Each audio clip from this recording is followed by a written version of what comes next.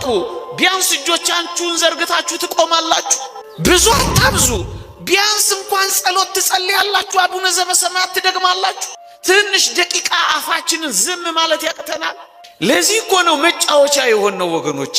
በመከራ ውስጥ እየኖራችሁ ለማረፍ ከፈለጋችሁ ጸሎታችሁ እንዳይቋረጥ፣ ትጋታችሁ እንዳይጠፋ፣ መከራ ከሚያመጣባችሁ ሰይጣን ለመዳን የምትፈልጉ፣ ከሚያሳዝናችሁ ሰይጣን ማረፍ የምትፈልጉ፣ ከሚያሳዝናቸውም ሰይጣን ያድናቸዋል ይላል። ጸሎታችን ከእግዚአብሔር ሕይወት የምናገኝበት የነፍሳችን እስትንፋስ መሆኑን ከመገንዘብ ነው። ምን ያህሎቻችሁ ጸሎት መብት ሳይሆን ግዴታ መሆኑን ታውቃላችሁ? እግዚአብሔርን እናመልካለን የሚሉ ሰዎች ሁሉ ሊጸልዩ ግድ ነው። መብት አይደለም። ኦርቶዶክሳውያን እግዚአብሔርን እናመልካለን ካልን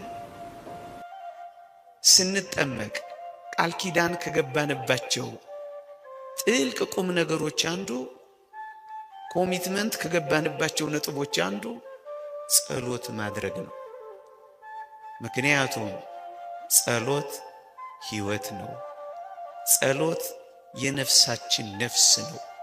ጸሎት የመኖራችን ህልውና ነው። እትብት ነው ያሉት አባቶቻችን ለዚህ ነው። ክርስቲያኖች ታዲያ መኖራችሁ ሊቋረጥ ትፈልጋላችሁ? አንደኛው የመግቢያ ነጥብ ይሄ ነው። ሁለተኛው ኦርቶዶክሳውያን እግዚአብሔርን ያህል ጌታ፣ የከበረው አምላካችን፣ ገናናው ንጉሳችን ደካማ የምንሆን እኛ በጸሎት እንድንጠይቀው ደግሞም ፈቃዱን እንድናናግረው መፍቀዱ አይገርማችሁ? የሱ ልዕልና ተመልከቱት። የኛን ደካማነት ደግሞ እዩት። እግዚአብሔር ምንኛ ቸር ነው እንድናናግረው በጸሎት መፍቀዱ። ነገስታትን እኮ ማናገር ከባድ ነው። የከበሩ ባለስልጣናትን እኮ ማውራት አይቻልም። ደጅ ጥናቱ እኮ የትየለሌ ነው። እነሱን ከማግኘት ነገሩን መርሳት ቀላል ነው።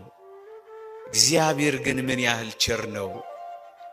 እጅግ ደካማ የምንሆን እኛ እንድናናገረው መፍቀዱ፣ እኛን ከላይ ሆኖ እታች ያለነውን እኛን መመልከቱ። ጸሎት የእግዚአብሔር ቸርነት፣ የእግዚአብሔር ፍቅር አንዱ መገለጫ እኮ ነው። እኛን ለማናገር ራሱ መፍቀዱ። ኦርቶዶክሳውያን እዩ፣ እግዚአብሔር እንድናናገረው፣ እግዚአብሔር በጸሎት እንድንጠይቀው የሚፈልገው ለምን ይመስላችኋል? አያችሁ፣ ጠይቀነው እኛ በጠየቅነው ጥያቄ ኃላፊነት እንድንወስድ ይፈልጋል እግዚአብሔር። ታስታውሳላችሁ? የተወደደ መድኃኒታችን ሊያድን ሲል ልትድን ትወዳለህን እያለ እየጠየቀ ደግሞም እያስፈቀደ እኮ ነው ያድን የነበረው። ሳንጠይቀው ቢያደርግልን እግዚአብሔርን ከሳሾችና ልክ እንደ አዳም የሰጠህን ሴት እኮ አሳተችን ብለን እንዳናማው እግዚአብሔር በጸሎት እንድንጠይቀው ይፈልጋል። ለምን? ኃላፊነት እንድንወስድ ይፈልጋል። ለምን? እንዳንከሰው ይፈልጋል። ደግሞስ ለምን ካላችሁኝ ጠይቀነው እግዚአብሔር ሲያደርግልን ደፍረን አባቴን ጠይቄው ነበረ አደረገልን ብለን ሃይማኖታችንን ለመግለጥ ለምስክርነት እኮ የሚያበቃን ጠይቀነው ያደረገልን እንደሆነ ነው። አሁን እንኳን የምትሰሟቸው ምስክርነቶች እኮ ሃይማኖት እኮ ነው። እግዚአብሔርን ጠየቁት፣ አደረገላቸው። ተሳሉ፣ ፈጸመላቸው። ለመኑት፣ አከናወነላቸው። እናስ በድፍረት መመስከር ጀመሩ። ምንድነው ጸሎት ካላችሁኝ ሃይማኖትም ጭምር ነው። ምእመናን ለመመስከርም የሚያስችለን ጠይቀነው ሲያደርግልን ነው። ኦርቶዶክሳውያን ደፍሮ አደረገልኝ ለማለት የሚያበቃው በጸሎት ስንጠይቀው ነው። ይህም የሃይማኖት ምስክርነት ነው። ይህም የሃይማኖት መታወቂያ ነው ወገኖቼ። ይሄ ብቻ አይደለም። እግዚአብሔር ጠይቀ ነው ሲያደርግልን እግዚአብሔር ቅርቤ ነው ለማለት እኮ የተመቸ ነው። እኛ አልኩት አየኝ፣ ስማኝ አልኩት ሰማኝ፣ ድረስልኝ አልኩት ደረሰልኝ። እግዚአብሔር እኮ ቅርቤ ነው ምንለው እኮ በጸሎት ጠይቀ ነው፣ ደግሞም አነጋግረ ነው፣ ደግሞም ለምን ነው እኮ ሲያደርግልን እግዚአብሔር አምላካችን ቅርቤ ነው ለማለት እኮ የሚመቸው ለዚህ ነው ወገኖቼ። ሌላም ነጥብ ላስታውሳችሁ የተወደዳችሁ ምእመናን፣ እግዚአብሔር የኔና የናንተ ጌታ ነው። እኛ ደግሞ ፍጡሮቹና ባሪያዎቹ ነን። ፍጡርነታችን እንዲገለጥ ባሪያነታችን እንዲመሰከር አንዱ ማረጋገጫው እግዚአብሔርን በጸሎት እኮ መጠየቃችን ነው ወገኖቼ። መጽሐፍ ቅዱስ እንዲህ ይላል፣ የባሪያዎች ዓይን ወደ ጌታቸው እጅ እንደሆኑ የባሪያይቱም ዓይን ወደ እመቤቷ እጅ እንደሆነ እንዲሁ እስኪምረን ድረስ ዓይናችን ወደ አምላካችን ወደ እግዚአብሔር ነው ይላል። ምክንያቱም ዓይናችንን ከጌታችን ወዴት እንነቅላለን? ምክንያቱም ዓይናችንን ከፈጣሪያችን ወዴት እንወስዳለን? እኛ እኮ አያችሁ የእግዚአብሔር ምልኡነት የኛ ጉድለት፣ የእግዚአብሔር ፈጣሪነት የኛ ፍጡርነት የሚረጋገጠው የጎደለብንን ነገር በጸሎት ስንጠይቀውም አይደለ? አያችሁ ፈጣሪነት በፍጡርነት ጌትነት በባህርነት የሚጠየቀው አንዱ መገለጫው ጸሎት እኮ ነው ኦርቶዶክሳውያን።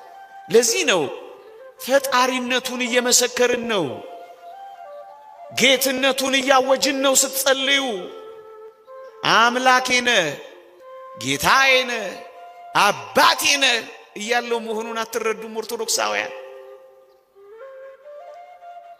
ታዲያስ አንድ ባሪያ ጌታውን አላናገርም ሊል የሚችል ይመስላችኋል ወገኖቼ? እስኪ ልጠይቃችሁ። እኔ ቤት ያለችውን አንዲት አገልጋይ ሰራተኛ የቤቴን መጥሪያ ተጭኜ ብጠራት ጊዜ ጋሼ ልመጣልህ አልችልም፣ ኪችን ውስጥ ነኝ፣ እኔ ቢዚ ነኝ ብትለኝ በሚቀጥለው ቀን እኔ ቤት ትቀጥላለች? እቺት ትቀጥላለች? ወይ መኪናዬን ይዤ ቤቴ ስገባ እርግጥ መኪና አልነዳም የለኝም፣ ክላክስ ባደርግና ጥበቃዬ ጋሼ ልከፍትሎት አልችልም፣ አትክልት ውሃ እያጠጣሁ ነው፣ እኔ ቢዚ ነኝ ቢል ይሄ ሰውዬ በሚቀጥለው ቀን በአትክልተኛነት በጠባቂነት እኔ ቤት ይቀጥላል? ምን ማለት መሰላችሁ? ላናግርህ አልችልም ቢዚ ነኝ ቢል አሁን ይሄ ባሪያ ነው? አሁን ይሄ ጌታውን የሚያውቅ ነው?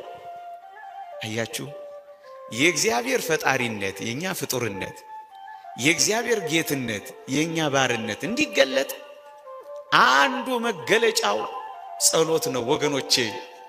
እዩ በጸሎት የማታናግሩት ከሆነ እዩ ጸሎት እየጸለያችሁ ከአምላካችሁ ጋር የማትነጋገሩ ከሆነ ምን እያላችሁት እንደሆነ ታውቃላችሁ? እኔ ባሪያህ ነኝ፣ አንተ ጌታዬ ሆይ ላናግርህ አልችልም፣ እኔ ቢዚ ነኝ እያላችሁት እኮ ነው። ከዚያ በኋላ እናንተ በባርነት፣ እናንተ በፍጡርነት፣ እናንተ በአገልጋይነት የምትቀጥሉ ይመስላችኋል? ልክ እኔ ቤት ያሉት አገልጋዮች በሚቀጥለው ቀን እንደሚቆራረጡ ከኔ ጋር ጸሎት የማይጸልይ ሰው የእግዚአብሔርን ጌትነቱን ከመመስከር የእግዚአብሔርን ፈጣሪነት ከማወጅ አልፈልግም ያለ ሰው ነው። ይህማ ምንኛ ያሳዝናል ወገኖቼ። ስለዚህ ተነሱ፣ ጌትነቱን መስክሩ፣ ፈጣሪነቱን አውጁ። እኛ ፍጡርህ ነን፣ ደግሞም ጎዶሎ ነን፣ አንተ ሙላን የምንለው በጸሎት እንደሆነ ተረዳችሁ ወገኖቼ። ለዚህ ነው እኛ ኦርቶዶክሳውያን ጸሎትን ደጋግመን ሁሉ ጊዜ ህይወታችን የምናደርገው። ሌላ ነጥብ ላንሳላችሁ።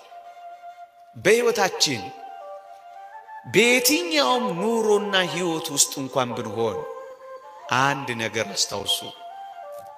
እዩ አባቶቻችን እንዲህ ይላሉ፣ ጸጋ እግዚአብሔርን ማግኘት የሚወድ ማንም ቢኖር ይላሉ፣ አንደኛ በጸሎት ስለተሰጠው ያመስግን እግዚአብሔር ይጨምርለታል ይላሉ። ኦርቶዶክሳውያን ያላችሁ ከሆናችሁ የተሰጣችሁ ከሆናችሁ በጸሎት እግዚአብሔርን ታመሰግናላችሁ። በማመስገናችሁ ምክንያት ይጨመርላችኋል።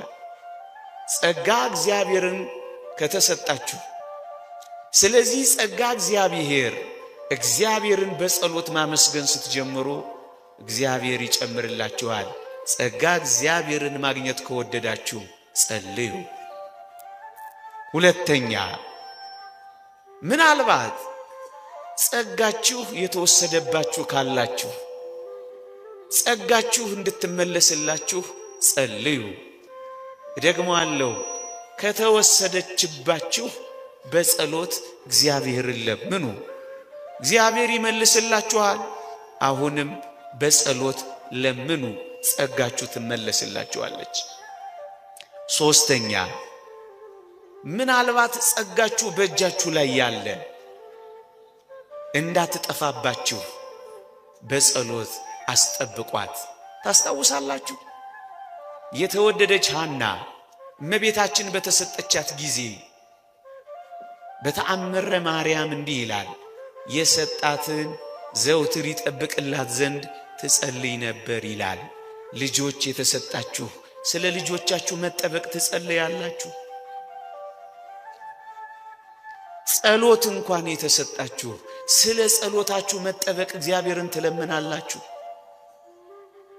መንፈሳዊ ሕይወትና ደግ ልዕልና ያለው ክርስቲያናዊ ሕይወት የተሰጣችሁ ሰይጣን እንዳይወስድባችሁ፣ ፈተና እንዳያርቅባችሁ ስለ ተሰጣችሁ ጸጋ መጠበቅ ትለምናላችሁ። ሰላም ተሰጥቷችሁ ከሆነ መግባታችሁ መውጣታችሁ ደስ የሚያሰኝ ከሆነ ይህንን ጠላት እንዳያከሽፍባችሁ፣ ዲያብሎስ እንዳይነጥቃችሁ፣ እንዳይዋጋችሁ በጸሎት እንደ እሳት ቅጥር ታስጠብቃላችሁ።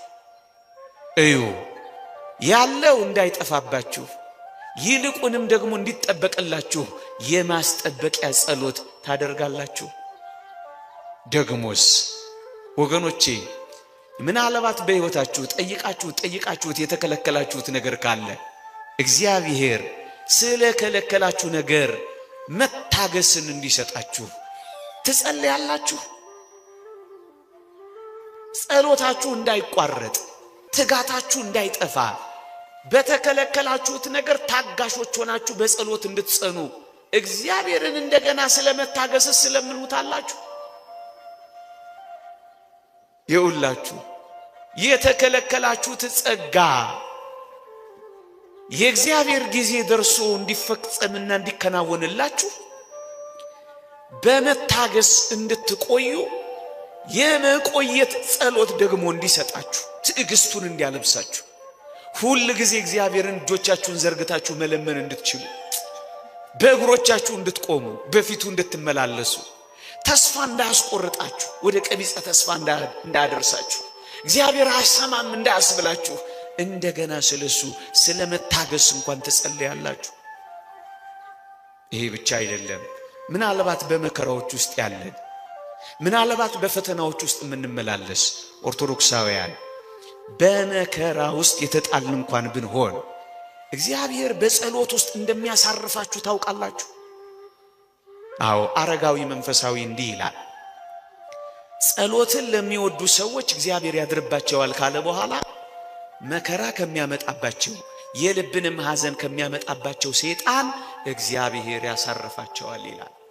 በመከራዎች ውስጥ ያላችሁ እናንተ ትጸልያላችሁ ነው? ታክቷችሁ ትታችኋል?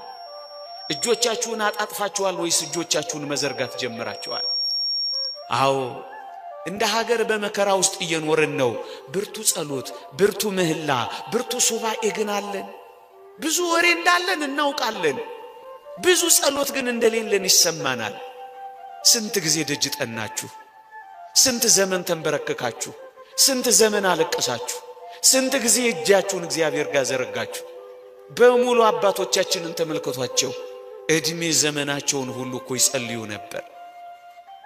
አዎ መከራ ከሚያመጣባችሁ ሰይጣን ለመዳን የምትፈልጉ፣ ከሚያሳዝናችሁ ሰይጣን ማረፍ የምትፈልጉ ጸሎትን የሚወዱ ሰዎች ከዚህ ያሳርፋቸዋል ይላል እግዚአብሔር። ከሚያሳዝናቸውም ሰይጣን ያድናቸዋል ይላል። ምን ማለት ነው? ጸሎት ለማመስገንም ጸሎት፣ የተከለከላችሁትን ለመታገስ ጸሎት፣ የጠፋባችሁ እንድትመለስ ጸሎት፣ ያላችሁ እንድትጠበቅ ጸሎት፣ በመከራ ውስጥ እየኖራችሁ ለማረፍ ከፈለጋችሁ ጸሎት። ምን ያህሎቻችን በጸሎት ጸንተናል? ምን ያህሎቻችን መነጋገር ጀምረናል? ያለ ጸሎት ስለሆንን የሰይጣን ማራገጫ መጫወቻ እንደሆነ አይሰማችሁ? ብቻችንን እኮ ሆነናል። ተዋጊያችን ከኔና ከናንተ ጋር አይደለም፣ ብቻችንን ነን። ግን መከራ እንደበላን እናውቃለን፣ እንደተከለከልን እናጉረመርማለን። የተሰጠንን ለማመስገን አቅም አጥተናል። ግን ለዚህ ሁሉ ጉዳይ ጸሎት አስፈላጊያችን ይሆናል ወገኖቼ። አሁን ጸሎት ስላችሁ ኦርቶዶክሳውያን በጣም ረጅም ጸሎት፣ በጣም ብዙ ጸሎት ማለት ላይሆን ይችላል ወገኖቼ። እሱ ማይረግ ነው፣ እሱ ክብር ነው፣ እሱ ጸጋ ነው። ኦርቶዶክሳውያን በዚህ ዘመን እንኳን ፀሐይ ስትወጣ በስተምስራቅ የዘረጉ፣ ፀሐይ ስትጠልቅ በጀርባቸው የምትሆንባቸው ሰዎች ለጸሎት እንደዘረጉ የሚታዩ እንዳሉ እንሰማለን። ዶፍ ዝናብ ጀምሮ ላያቸው ላይ ጨርሶ ዋዜማ ቆመው ማህሌት አድረው ጠዋት ክብረ በዓል አክብረው ደግሞ ቅዳሴ ያስቀድሰው 24 ሰዓት ሲሞላ አረፍ የሚሉ አሉ። ይሄ ክብር ነው፣ ይሄ ጸጋ ነው፣ ይሄ ማይረግ ነው። ግን ኦርቶዶክሳውያን ቢያንስ አንድ አቡነ ዘበሰማያት ማለት ያቅተናል። በማለዳ የሥራችሁ መጀመሪያ ብርሃኗ ስትፈነጥቅ የልባችሁ ብርሃን በጸሎት ይፈነጥቃል። አትንበርከኩ፣ ቢያንስ እጆቻችሁን ዘርግታችሁ ትቆማላችሁ። ብዙ አታብዙ፣ ቢያንስ እንኳን ጸሎት ትጸልያላችሁ። አቡነ ዘበሰማያት ትደግማላችሁ። የተወደደው መድኃኒታችን እኮ ኦርቶዶክሳውያን ያስተማረን ጸሎት በጣም አጭር ጸሎት ናት። ይቺን እንኳን ማድረግ ሳንችል የምንኖር እኮ ብዙ ነን ኦርቶዶክሳውያን። የታለ ጸሎታችን? ስራችሁ ላይ ለስምንትና ከዛ በላይ ለሆኑ ሰዓታት፣ ጥናታችሁ ላይ ለብዙ ጊዜያት፣ አልጋችሁ ላይ ለበርካታ ቁጥሮች ተኝታችኋል። እስከ ዛሬ የተኛንበት እድሜ ቢቆጠር ስንት ይሆናል? እስከ ዛሬ የበላንበት ሰዓት ቢደመር ምን ይሆናል? አንዲት ደቂቃ ጸሎት፣ ያውም የአራሽ የተኳሽ ጸሎት ይሏታል። እያረሱ የሚጸልዩት ጸሎት፣ መሳሪያ እየወለወሉ የሚጸልዩት ጸሎት፣ የቋሚ የለጓሚ ጸሎት ይሏታል። ለሁሉም ሰራተኛ የምትስማማ ጸሎት አቡነ ዘበሰማያት እንኳን ያቀተናል። ለዚህ እኮ ነው መጫወቻ የሆነው ወገኖቼ። በጣም አጭር ጸሎት ነው ጌታችን ያስተማረን ወገኖቼ፣ በጣም አጭር ጸሎት። ይህንን እንኳን ከልባችን መጸለይ ያቀተናል። ይሄን ጸሎት እንኳን 7 ጊዜ ያዛጋን ማለት ይገባን ነበር ኦርቶዶክሳውያን። ምን አይነት ረድኤተ እግዚአብሔር መንፈስ እግዚአብሔር ርቆን ይሆን ይሄን እንኳን መጸለይ ያቃተን? በምሽት ክፍለ ጊዜዎቻችን ጥቂት እንኳን እግዚአብሔርን ማሰቢያ ጊዜዎች አሉን የምትንበረከኩበት። ሊቁ ዮሐንስ አፈወርቅ እንደሚለው በምሽት ክፍለ ጊዜ የአምላክን ስም ለመጥራት ሆድህ እንዳይከብድህ ሆድህን በልኩ ሙላው ይላል። በጣም ስለምንበላ ይሆን የምሽት ጸሎት የከበደ? ብዙ የቲቪ ቻናሎቻችን ስለምንቀያየር የሰማይ ኔትወርካችንንና ቻናላችንን ዘግተነው ይሆን? ኦርቶዶክሳውያን እስኪ ወደ ልባችን እንመለስ። አንድ አቡነ ዘበሰማያት በሰላመ ቅዱስ ገብርኤል ማለት ያቅተናል። ትንሽ ደቂቃ ቴሌቪዥናችንን መዝጋት ያቅተናል። ትንሽ ደቂቃ አፋችንን ዝም ማለት ያቅተናል። ትንሽ ደቂቃ ቤቱን ጸጥ ማሰኘት ይሳነናል። ትንሽ ደቂቃ ወደ ልባችን ተመልሰን ህሊናችንን ወደ ሰማይ መዘርጋት ያቅተናል። ትንሽ ደቂቃ እግዚአብሔር ብዙ እኮ አልፈለገም። አቡነ ዘበሰማያት ብቻ። ያን አባት አልሰማችሁ? በረሃ የሚኖር አባት ነው። ሁሉ ጊዜ ጸሎቱ አሉ አቡነ ዘበሰማያት። ያውም እኮ ዘልቆት አይሄድም። አባታችን ሆይ አባታችን ሆይ አባታችን ሆይ ብቻ ነው የሚለው። ከብዙ ዘመን በኋላ እግዚአብሔር መልአኩን ላከና አሉ ኧረ ስምህ ይቀደስ በለኝ ብሎ ያከበታሉ። እሱ ምን ላይ ፖስት ተደርጓል? አቡነ ዘበሰማያት ላይ ቆሟል። ምን ላይ ቆማችኋል እናንተ? ወሬ ላይ፣ ምንም የማትፈጥሩትና የማትለውጡት ፖለቲካ ላይ፣ ምንም እዚህ ፈቅ የማታደርጉት የዓለም ኢኮኖሚና ርዕዮት ላይ በአንድ ነገር ፈቅ ማድረግ ትችላላችሁ፣ በአንዲት አቡነ ዘበሰማያት ብቻ። እሱን ትተነዋል። እዩት ይህ አባት ኧረ ስምህ ይቀደስ በለኝ ብሎ መልአኩን ሲልክለት ምን እንዳለ ታውቃላችሁ? ገና አቡነ ዘበሰማያት የሚለው ራሱ ይሄ ገና መግቢያው ራሱ መች ገና ጠገብኩት፣ መች ጠግቤው ነው ስምህ ይቀደስ ምለው። እየሰማችሁ ነው? አባትነትን አስቤ ልጅነቴን ተዘክሬ መኖር ራሱ ጣፍጦኝ አቡነ ዘበሰማያት ላይ ቆሜያለሁ አለላችሁ። ምን ላይ ቆማችኋል ኦርቶዶክሳውያን እናንተ?